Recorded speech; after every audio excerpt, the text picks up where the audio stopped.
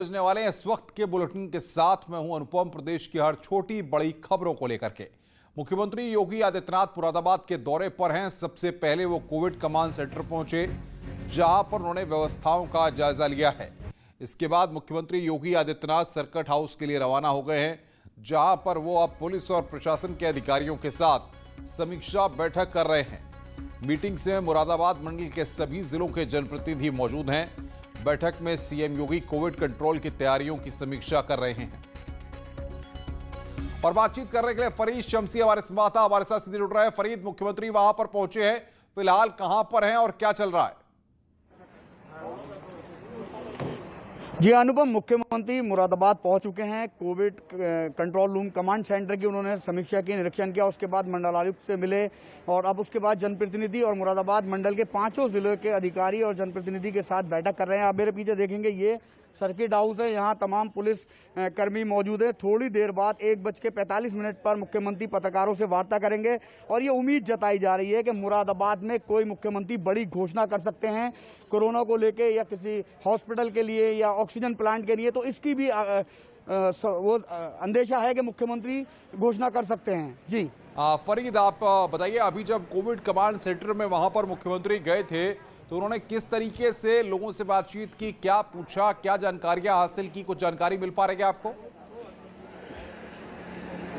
जी हाँ, बिल्कुल। मुख्यमंत्री जब कोविड कमांड सेंटर पहुंचे तो वहाँ जो कर्मचारी थे, मुख्यमंत्री ने उनसे बात की, उनसे पूछा कि किस तरह कॉल आती है, कैसे मदद करते हैं। तो जो वहाँ तैनात कर्मचारी थे उन्होंने मुख्यमंत्री को बताया कि जब कॉल आती है तो उनके पास एक सूची होती है कि किस अस्पताल में बेड है या नहीं है। जब बेड नहीं होता तो वो मना कर देते हैं, और होता है तो फिर व्यवस्था कराते हैं। ऑक्सीजन के लिए सबसे ज़्यादा कॉल आने की बात मुख्यमंत्री से स्टाफ ने कही है, लेकिन ऑक्सीजन अभी कोविड L1, L2, L3 जो हॉस्पिटल है उनको दी जा रही है।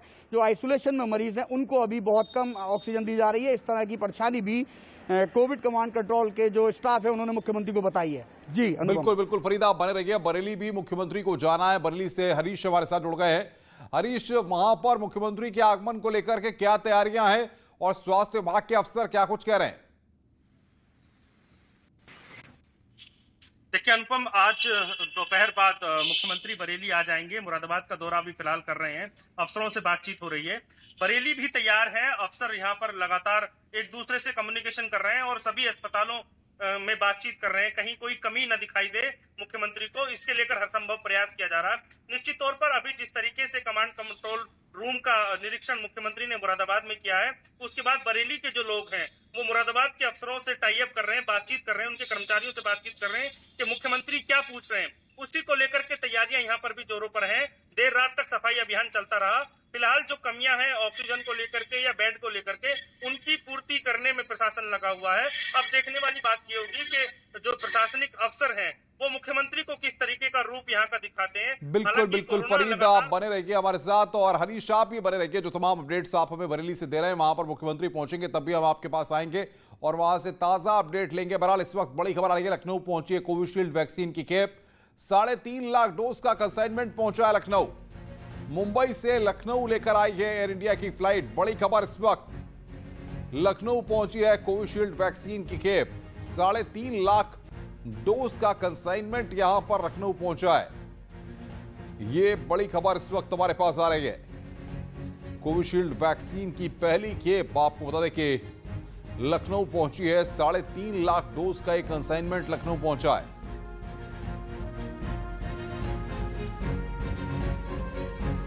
कोविशील्ड वैक्सीन की खेप यहां पर राजधानी लखनऊ पहुंची है। ये तस्वीरें हम आपकी स्क्रीन पर आपको दिखा रहे हैं। 3.5 लाख डोज का एक कंसाइनमेंट है जो कि राजधानी लखनऊ पहुंचा है। कोविशील्ड उस पर लिखा हुआ है। अगर आप देख रहे हैं कि अनामिका सिंह बातचीत करने के लिए हमारे साथ जुड़ रही है। अनामिका, 3.5 लाख डोज का एक कंसाइनमेंट वहां पर पहुंचा, ये कहां पर डिस्ट्रीब्यूट होगी या सिर्फ राजधानी लखनऊ के लोगों के लिए है ये? देखिए अनुपम, जब 1 मई से टीकाकरण का महाअभियान शुरू हुआ था उस वक्त ये अभियान तो शुरू कर दिया गया, लेकिन सिर्फ 5 जिलों को ही श्रेणी में रखा गया था। और कारण ये बताया गया कि चूंकि वैक्सीन की डोज इतनी उपलब्ध नहीं है सरकार के पास, ताकि 75 जिलों में एक साथ वैक्सीनेशन शुरू हो सके। लेकिन आपको याद होगा, कल ही परसों मुख्यमंत्री योगी आदित्यनाथ की तरफ से एक बार खुद उनके बयान में कहा गया, उसके बाद बाकायदे इसके लिए आदेश भी जारी किया गया कि अब 11 जिले इसी श्रेणी में जोड़े जा रहे हैं जहां पे वैक्सीनेशन का काम शुरू हो जाएगा। कल ही सरकार की ओर से जो ग्लोबल टेंडर किया गया है वैक्सीनेशन को लेकर के, वो भी अब किया जा चुका है। तो सरकार ये कवायद कर रही है कि जहां पे एक तरफ इलाज मुहैया करवाया जा सके, वही दूसरी ओर वैक्सीनेशन का जो काम है अब वो थोड़ा जोर पकड़े। और इसी कड़ी में आज एक बड़ी उपलब्धि हासिल है सरकार को। 3.5 लाख डोज यूपी की अगर बात की जाए तो मुंबई से जिसका कंसाइनमेंट है वो पहुंच गया है। और ये जो 11 जिले हैं जिसको जोड़ा गया है वैक्सीनेशन के महाअभियान में, बिल्कुल बिल्कुल अनामिका, आप नजर बना के रखिए, आगे भी हम आपसे अपडेट लेते रहेंगे। अनामिका सिंह हमारी संवाददाता लखनऊ से इस बड़ी खबर पर अपडेट दे रही थी। इधर देवरिया से बड़ी खबर आ रही है, जहां पर रुद्रपुर ब्लॉक में बैदा गांव में 7 दिनों में 12 लोगों की मौत हो चुकी है। ग्रामीणों का कहना है कि सभी मौतें सांस फूलने की वजह से हुई हैं। वहीं ग्रामीणों का यह भी कहना है कि प्रशासन की ओर से कोई मदद नहीं मिली। इस मामले पर जब न्यूज 18 ने रुद्रपुर सीएचसी के डॉक्टर से बातचीत की है, डॉक्टर का कहना था कि किसी का भी कोविड टेस्ट नहीं हुआ था। सो ये कहना अब काफी मुश्किल है कि मौतें कोरोना की वजह से हुई हैं।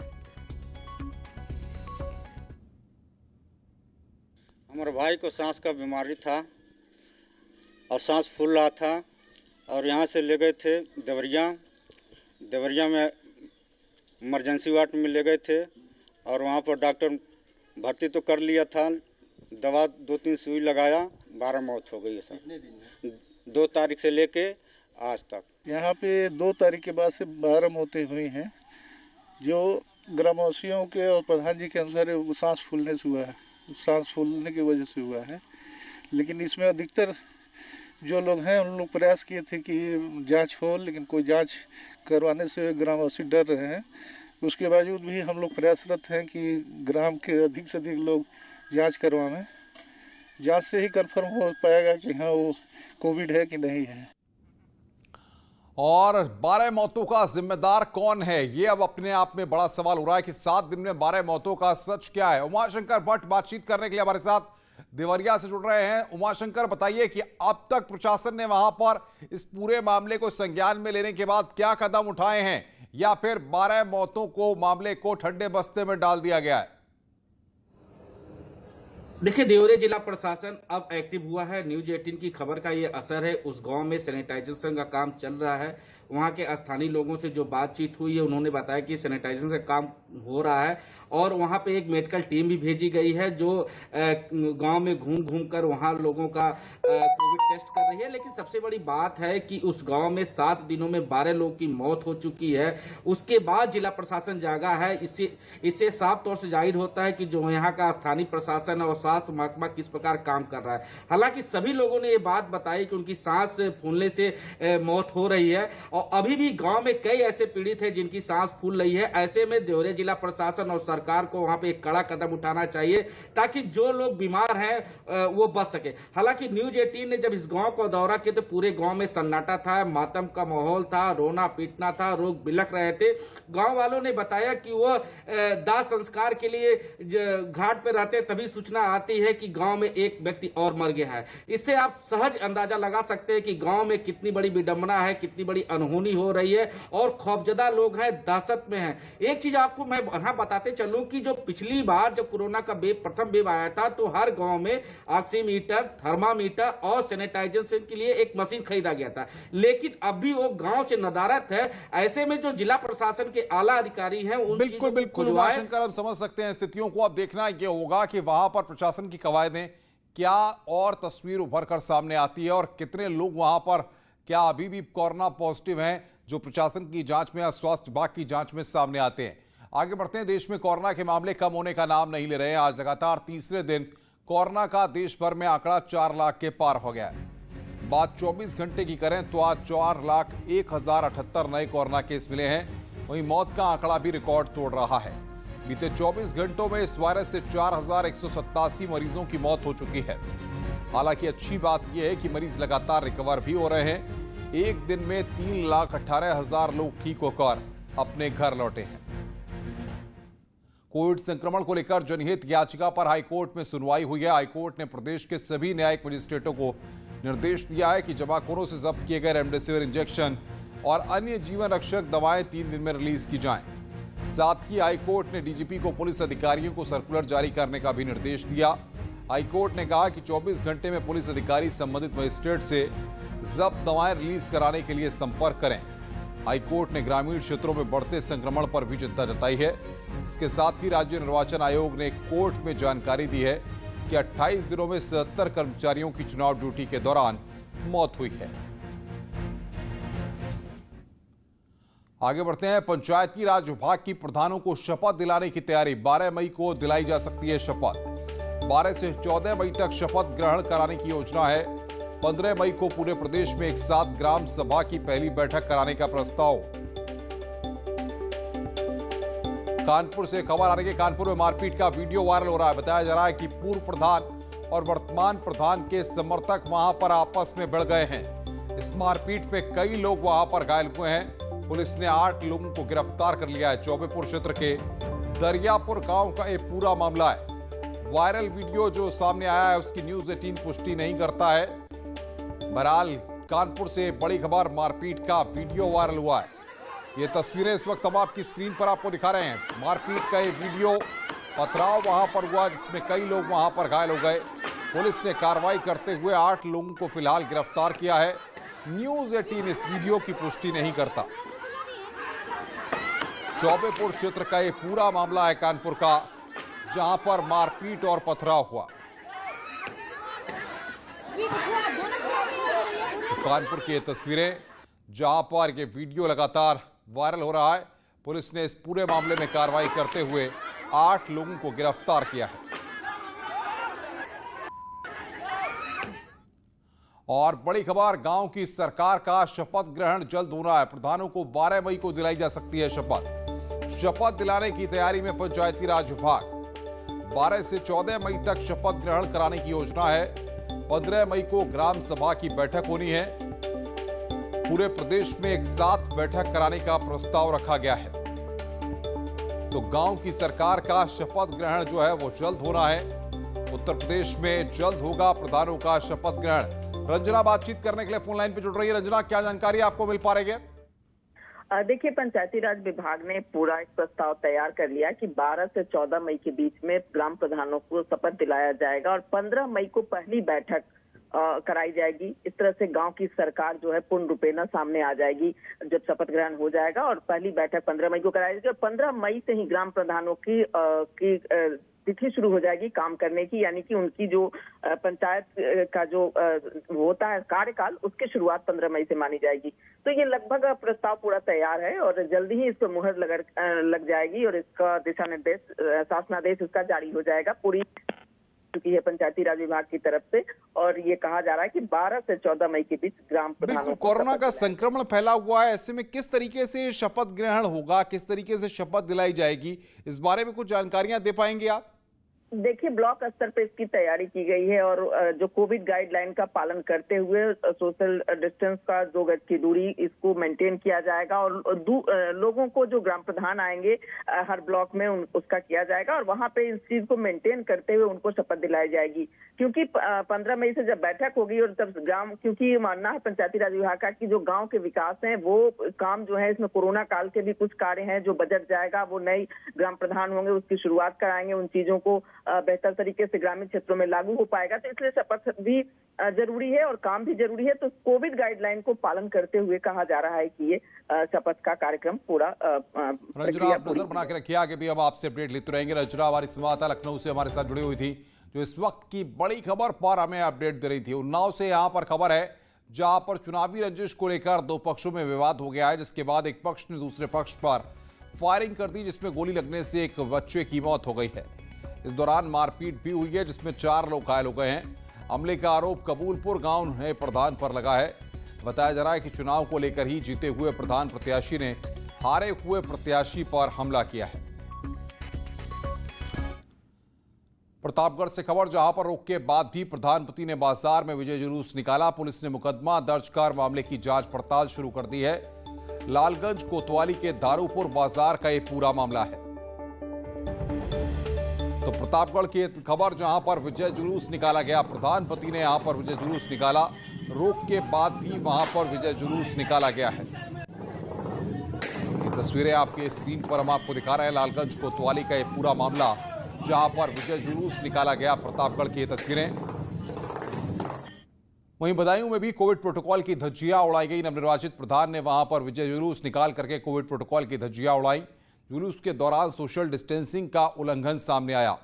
अलापुर थाना इलाके के बिलहरी गांव की ये तस्वीरें हैं जो हम आपकी स्क्रीन पर आपको दिखा रहे हैं। कोविड प्रोटोकॉल की धज्जियां वहां पर उड़ाई गई, विजय जुलूस वहां पर निकाला गया और किस तरीके से जीत का जश्न मनाया गया ये इन तस्वीरों में आप देख सकते हैं।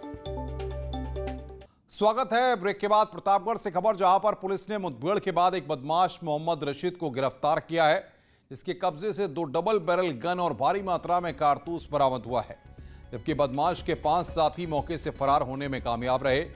पिछले साल दिसंबर महीने में बदमाश और उसके साथियों ने प्रयागराज में गन हाउस का ताला तोड़कर असला और कारतूस चोरी किए थे। प्रयागराज में पुलिस ने ऑक्सीजन कंसंट्रेटर मशीन की कालाबाजारी कर रहे एक शख्स को गिरफ्तार किया है। पुलिस के मुताबिक आरोपी ने ऑक्सीजन कंसंट्रेटर मशीन 67,000 की खरीदी थी, जिससे वो 1,10,000 रुपए में बेचने की तैयारी में थे। तो कालाबाजारी करते युवक को यहां पर गिरफ्तार किया है प्रयागराज की पुलिस ने। ऑक्सीजन कंसंट्रेटर की कालाबाजारी वहां पर हो रही थी, पुलिस ने युवक को गिरफ्तार किया है। कोरोना की दूसरी लहर ने पूरे देश को झकझोर कर रख दिया है। अब इस महामारी को हराने का एक ही अमोघ अस्त्र बचा हुआ है, वह है वैक्सीनेशन, जिसको लेकर गुजरात के युवाओं ने बेहद दिलचस्पी है। बड़ी तादाद में युवा उम्र के लोग कोरोना सेंटर पहुंचकर टीकाकरण करा रहे हैं।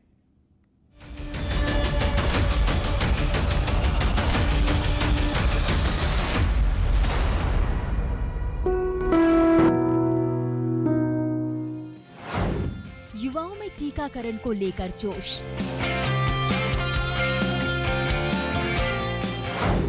अहमदाबाद के युवाओं से सीखिए, टीका लीजिए।